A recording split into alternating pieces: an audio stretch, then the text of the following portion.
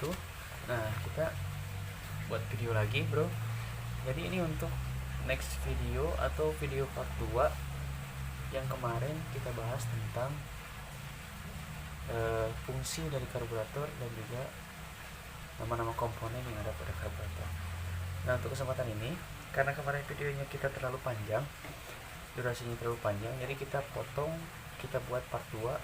Ini kita untuk part 2 nya itu bahas tentang fungsi dari komponen karburator itu sendiri. Oke, nah simak videonya supaya kita sama-sama belajar, dan jangan lupa di like. Nah, jadi ini video untuk komponennya udah saya bongkar. Jadi yang nggak tahu gimana cara bongkarnya, tinggal kalian cek aja video yang pertama. Oke, langsung saja, bro. Jadi kita bahas satu-satu dulu. Kita bahas nama komponennya dulu, nama komponen dan juga fungsinya ya.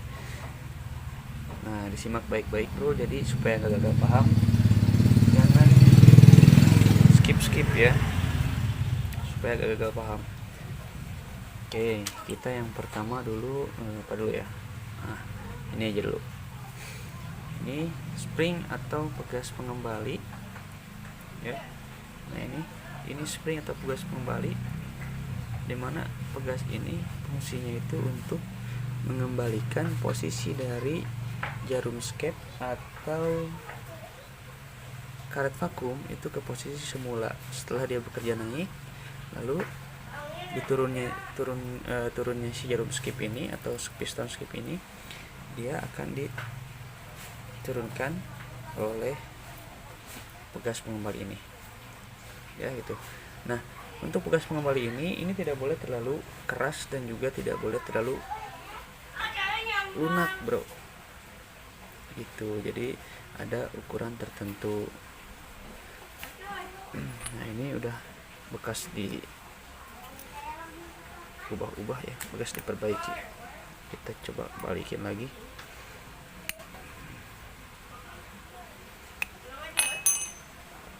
Nah, kayak gini. Jadi sebenarnya ukuran yang pas untuk per ini itu sekitar perbandingannya itu sama. Itu kalau misalkan pernya dimasukkan ke dalam piston seperti ini ya. Nah, jika yang masuk ke dalam piston kita ukur misalkan segini. Nah, ukurannya segini. Ini yang masuk ke dalam piston, berarti yang keluarnya juga kurang lebih harus sama dengan yang masuk dalam piston skip ini. Ya, kalau masuk segini berarti keluarnya harus segini juga. Makanya tadi saya ini bekas dipendekin supaya tidak terlalu panjang. Nah, kurang lebih segini. Kalian bisa potong boleh, ataupun kalian mau seperti saya tadi diikat pakai benang atau apalah gitu ya. Nah, itu juga bisa. Oke, itu satu. Nah, kita lanjutkan. Jadi ini namanya piston skip dan ini karet vakum. Nah, satu set ini kalian bisa, kalau misalkan keuangannya lagi minim, nah, ambil contoh seperti itu. Jadi kalian bisa ganti karetnya saja kalau misalkan karetnya bolong ya, ataupun juga kalian bisa ganti pistonnya kalau misalkan piston skip ini sudah baret-baret, karena nantinya ini akan berpengaruh terhadap si karburator itu sendiri. Bisa berebut ataupun banyak pengaruh yang bisa terjadi kalau misalkan pistonnya baret atau karet vakum bolong. Kalau karet vakum bolong biasanya itu kurang bertenaga, jadi tenaganya hilang, ngempos gitu ya, tapi motor boros. Nah, gimana cara cek karet vakum? Kalian bisa cek dengan cara seperti ini. Kalian tarik, tapi pelan-pelan ya. Kalian tarik, lalu ini di di tempat yang terang ya, posisi nariknya seperti ini. Kalian lihat di posisi yang terang supaya nanti bolongnya itu terlihat, karena untuk bolong karet vakum ini biasanya kecil-kecil. Nah, tinggal kalian tarik seperti ini. Nah, seperti itu. Jadi ini fungsinya itu untuk piston skip ini berfungsi untuk naik turunnya jarum skip ya, untuk naik turunnya jarum skip. Nah, di sini posisinya.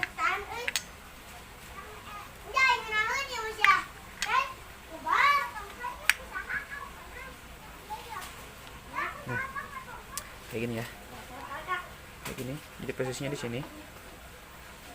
posisinya di sini. Ini untuk rumah karet vakumnya. Nah, jadi posisinya itu atau fungsinya itu untuk menaikkan jarum skip. Nah, naikkan di sini untuk mengangkat jarum skip. Jadi ketika kalian throttle gasnya atau gas di motor kalian tarik, maka di sini akan terjadi kevakuman. Ada udara negatif di sini yang menyebabkan terangkatnya piston skip. Jadi terangkatnya kurang lebih seperti ini. Ya, ini terangkat. Nah, ketika digas dia angkat naik. Nah, kayak gini. Terus dia turun lagi, naik lagi, turun lagi. Tergantung kalian pembukaan gas pada motor kalian juga. Itu ya. Terangkatnya piston karbu. Ini terangkatnya piston karbu kayak gini, maka di sini otomatis juga si jarum skip bisa kalian lihat yang ini. Nah, ini. Ya. Dia akan terangkat juga. Nah, ketika dua-duanya terangkat, maka di sini jalur bahan bakar juga akan terbuka, yang nantinya bahan bakar akan masuk ya atau tersedot ke sini. Sini keluar ya. Ini pastinya membukanya kan, ini masuknya ke gas. Ketika digas set.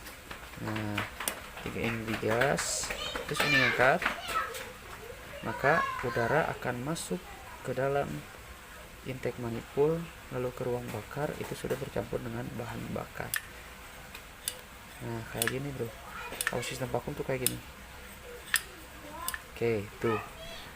Terus itu fungsi ini sudah fungsinya, ini juga sudah. Kita lanjut ke fungsi dari ini. Ini namanya main jet. Nah, kalau di semua motor jenis karburator ini ada. Ini namanya main jet. Terus apa fungsi dari main jet ini? Nah, fungsi dari main jet ini adalah sebagai suplai bahan bakar ketika kendaraan kalian hidup. Dalam artian hidup itu tidak dalam posisi stasioner atau lamsam ya. Kalau posisi lamsam atau stasioner, bahan bakar itu keluarnya dari ini. Nah, ini namanya pilot jet. Jadi pilot jet ini dia yang mensuplai bahan bakar ketika posisi stasioner. Kalau kendaraan kalian sudah dalam tidak posisi stasioner atau katakanlah sudah di jalan gitu ya, sudah dipakai, sudah tarik gas, nah baru bahan bakar keluar dari main jet ini. Lubang main jet dan pilot jet, biasanya main jet akan lebih besar lubangnya dibandingkan pilot jet. Nah, kelihatan nggak? Kecil ya. Nah, kayak gini. Nah, ini sekali lagi untuk suplai ketika stasioner atau langsam. Ini namanya pilot jet. Terus yang ini namanya main jet, untuk suplai bahan bakar ketika kendaraan sedang digunakan atau sedang melaju. Kita udah tarik handle gas. Oke, tuh kayak gitu. Terus juga ini pelampung ini fungsinya itu untuk menyesuaikan atau menyeimbangkan bahan bakar yang ada pada karburator. Nah, di sini ya, untuk menyeimbangkan bahan bakar di sini supaya bahan bakarnya tidak terlalu sedikit dan juga tidak terlalu banyak. Nah, kalau terlalu sedikit nanti bahan bakarnya miskin bahan bakar di karburator, di mesin juga. Kalau terlalu banyak ya terlalu kaya juga, tidak baik juga ya. Makanya diseimbangkan oleh si pelampung ini. Nah, selain tadi pelampung, di pelampung juga ada komponen yang kecil ini nih. Nah, kayak gini. Kalau bengkel bilang ini jarum pelampung gitu ya. Nah, ini namanya needle valve. Needle valve ini dia yang berfungsi membuka dan menutup saluran bahan bakar atau saluran bensin yang dari tangki ke karburator. Itu ya, posisinya di sini, bro. Nah, kayak gini. Kita pasang di sini. Nah, posisinya kayak gini. Itu ya. Terus gimana cara kerjanya? Oke, kita jelaskan di sini. Nah, posisinya di sini. Di sini kayak gini ya. Jadi ini ada lubang untuk rumah dari needle valve atau jarum pelampung itu. Nah, kayak gini. Nanti kalian masangnya kayak gini ya, pasangkan masuk. Nah ya, bisa dilihat.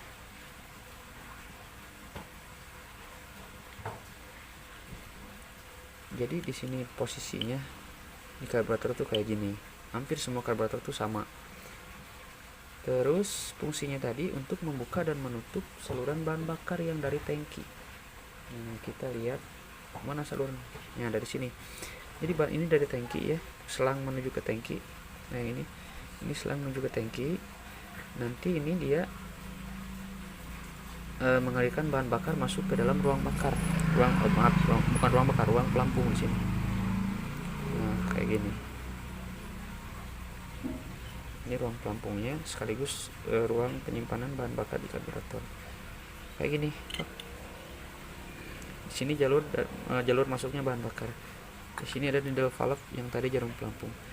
Jadi jarum pelampung itu dia akan bekerja, needle valve itu akan bekerja ketika pelampung ini turun ya, ketika turun posisinya, ketika turun seperti ini, maka jarum pelampung akan membuka juga dan bahan bakar akan masuk ke dalam ruang bensin yang ada di karburator.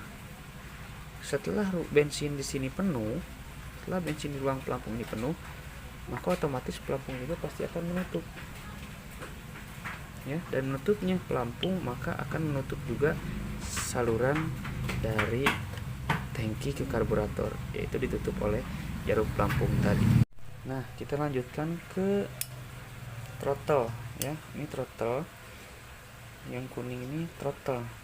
Kalau throttle di karbu vakum itu hanya untuk membuka saluran udara saja atau memperbesar dan memperkecil venturi. Nah ini yang disebut dengan venturi. Venturi itu kemarin saya sudah jelaskan untuk masuknya udara dari luar ke karburator. Nah jadi kalau posisinya belum kita gas, maka posisi venturi masih menutup karena tertutup oleh throttle. Jadi throttle ini untuk memperbesar dan memperkecil udara yang masuk. Semakin kita gas kencang, gaspol, maka posisinya akan semakin besar juga lubang venturinya. Oke itu. Dan naiknya si vakum juga akan semakin tinggi kalau kita gaspol.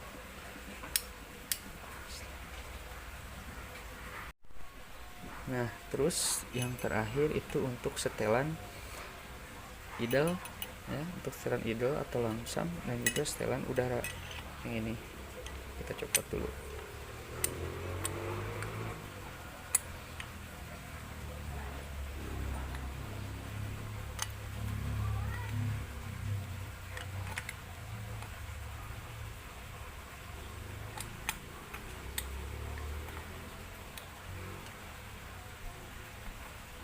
Nah ini untuk setelan udaranya.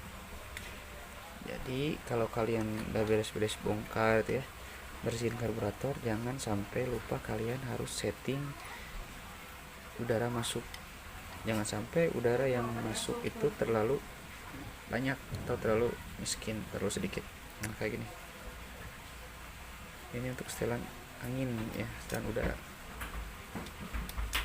Biasanya setelan udara ini disesuaikan dengan idle, dan juga untuk setelan standarnya kurang lebih di 2 putaran setengah kayak gini.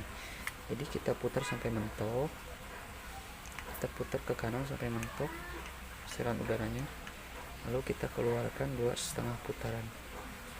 Nah itu biasanya berlaku hanya untuk karburator yang masih standar ataupun belum dioprek-oprek ya. Kalau udah agak standar susah cari nilai yang sama dengan yang masih bagus gitu ya. Jadi kita cari aja putaran mesin yang paling enak ataupun setelan angin yang paling enak. Oke, mungkin kayak gitu.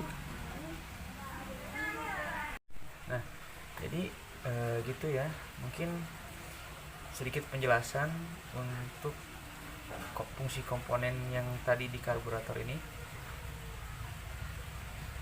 Semoga videonya bermanfaat dan juga kita bisa sama-sama belajar. Untuk next video nanti kita belajar di komponen yang baru lagi ya. Kalau misalkan mau request boleh, kalian tinggal komen di bawah, dan juga jangan lupa di like, di share, dan di subscribe. Oke, semoga bermanfaat. Terima kasih dan silahkan mencoba dan selamat belajar. Assalamualaikum warahmatullahi wabarakatuh.